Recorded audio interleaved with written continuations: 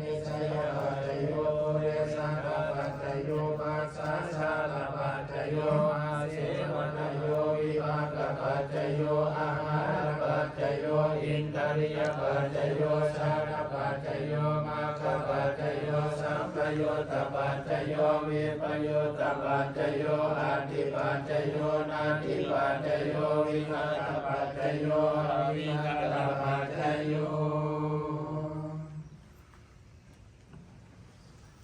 อนิจจาวัฏสังขาราโอปัตตวายธรรมิโนโอปัสสิตวานิโรสันเตเตสัมมุปัสสะโมสุโขอนิจจาวัฏสังขาราโอปัตตวายธรรมิโนโอปัสสิตวานิโรสันเตเตสัมมุปัสสะโมสุโขอนิจจาวัฏสังขาราโอปัตตวายธรรมิโนโอปัสสิตวานิโรสันเตเตสัมมุปัสสะโมสุโขสัพเพสัตตามารันติจามาริสุจามาริสเลตาเทวะมาริสามินาทิเมเอตสังสยโย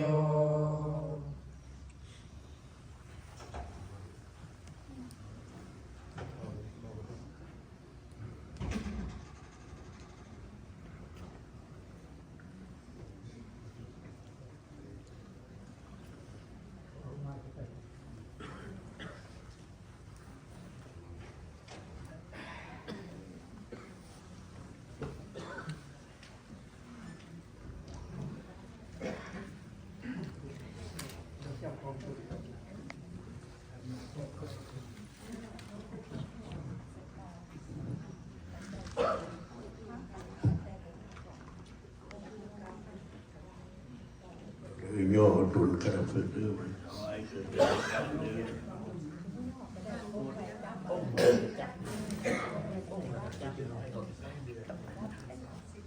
นะโมตัสสะ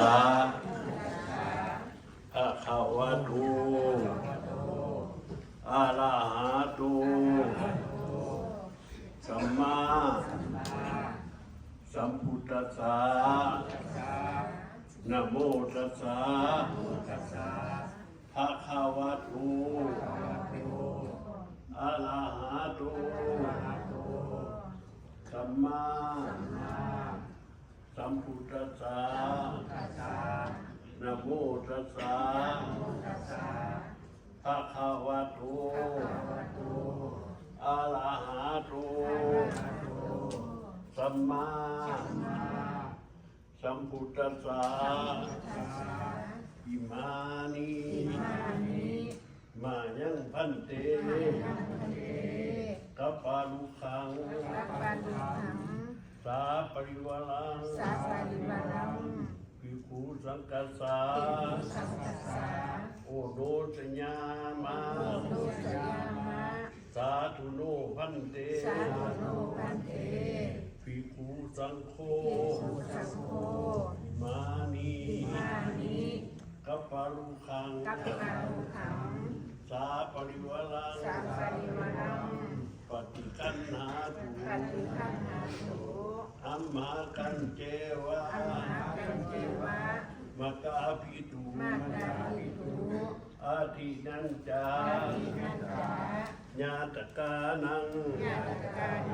ที่ขณะตังหิตายยาสุขายยาพันเตขาเตพระภิกขุสงฆ์ผู้เจริญพวกขโนยทั้งหลายไม่มีครอบครัวมีนางวงพร้อมด้วยลูกหลานได้ญาติมิตรขอน้อมถวาย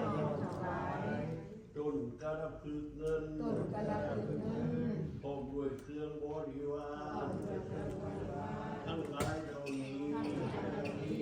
อันเป็นของพวกขโนยทั้งหลายขอน้อมถวายแก่พระภิกษุ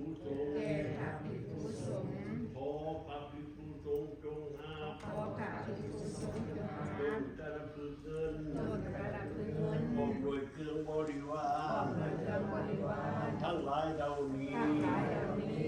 เพื่อประโยชน์เพื่อความสุขความเจริญแก่พวก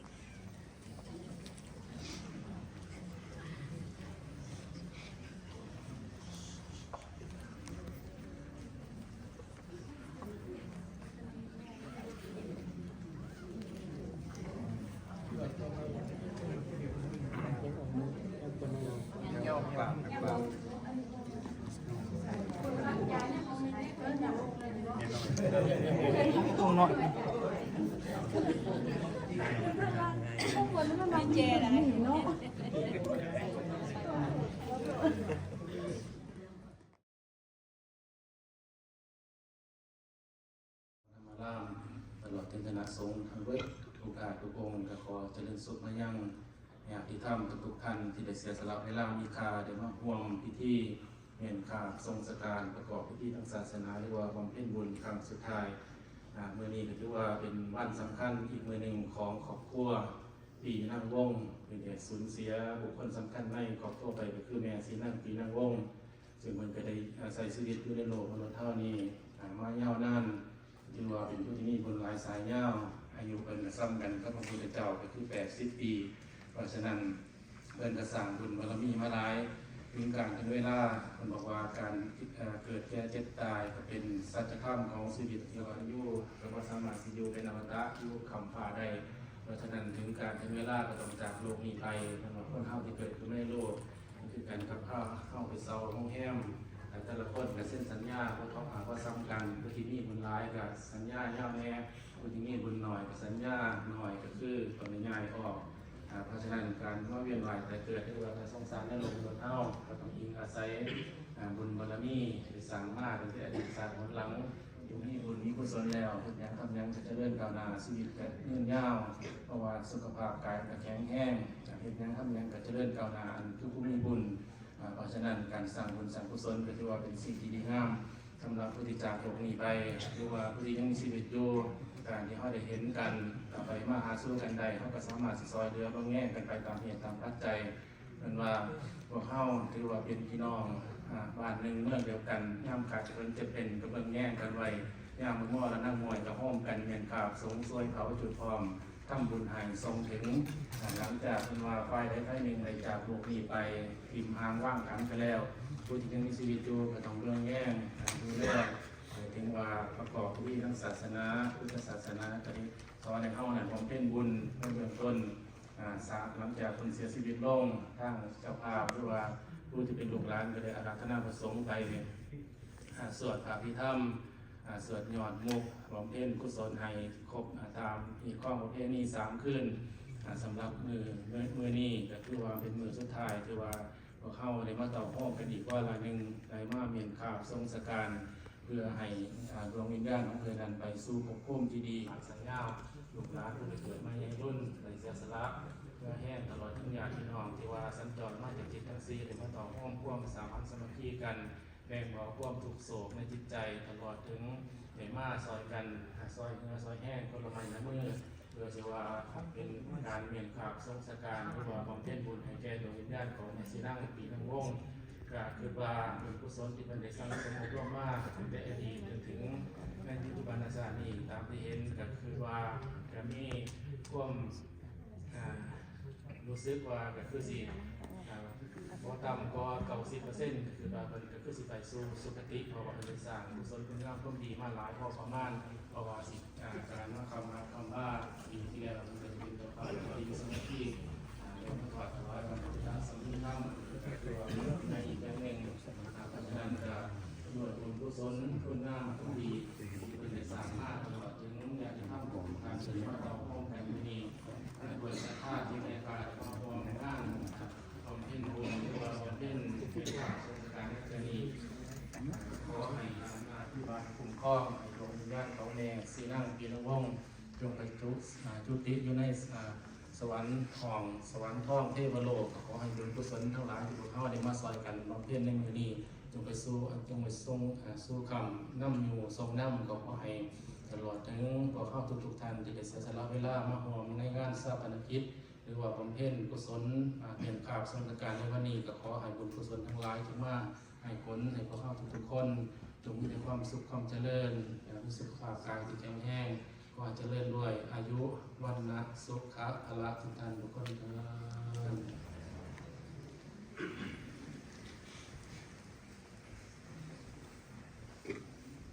กฐินแต่ตายนี่ก็สิว่าเฮ็ดย้อนบุญกฐินแน่เนาะพันนี้ไม่ออกสินั่งเรา80เลยเฮ็ดบ่หมู่เฮาว่าตั้งแต่เฮ็ดบุญกฐินแต่น้อยเด้อตายว่าซั่นขนาดผู้เฒ่าเฮ็ดคันแม่นผู้น้อยเฮ็ดนี่โอ้ยสิบ่มีผู้ใดเฮ็ดอยู่แล้วนี่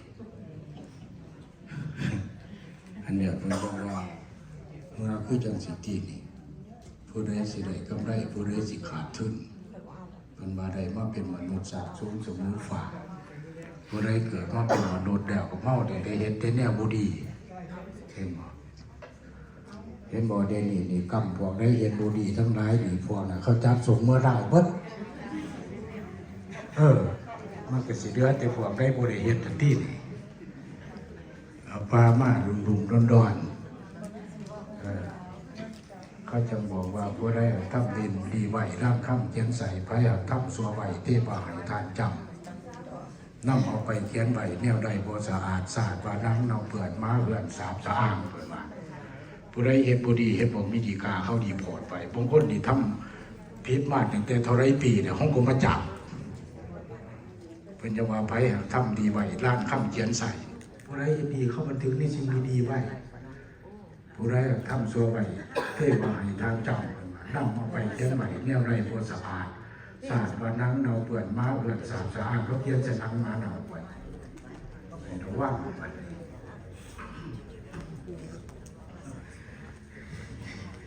ยะตาวันวานาปุราปริปุเรนเตสาคารังเอวเมวะอิโตทินังเปตานังอุปกัปปติเยติตังปาติตังตุมังคิปะไมวะสมิสโตสัพเพปุเรนโตสังขปาจันโทปนาราโสยะธามณิโสติราโสยะธามิวาสันตุสัพพะโลวะโตตะลายโยสุขิเทคายุโกภวะอภิวาทนาสิเลสเนจังวุฒาโลธัมมาตันติอายุอันจักโคตกินานาโนติสุปฏิทินาติภาระนาหิตายัญชตานันโสภะคะปะติโสยะติธัมโมจายันนิรันติโสเวทานังปุญญาจักตาบุราลาภะนันจาภิกขุนัมมารุปะตินังตุเมปุญญังปัจจุตังอนาปะกันติภวตุสัพพมังคารังปเทวตาสัพพพุทธานุภาเวนัสสตาสุติภวันตุเตภวันตุสัพพมังคา